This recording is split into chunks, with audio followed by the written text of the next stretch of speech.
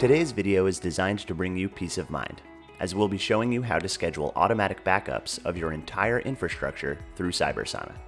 To begin, we'll enter Orchestration, click Schedule, Device Backups, and then New Scheduled Device Backup. And we're going to create a weekly backup, so we'll enter our name here, then go to Scheduled Start Time and choose a date and time.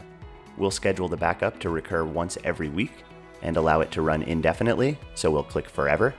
Now, as we're looking to back up our entire infrastructure, we'll choose to select devices by group and then select all devices. Then just click Save Schedule, and we're done. Cybersana will now run an infrastructure-wide backup on a weekly basis.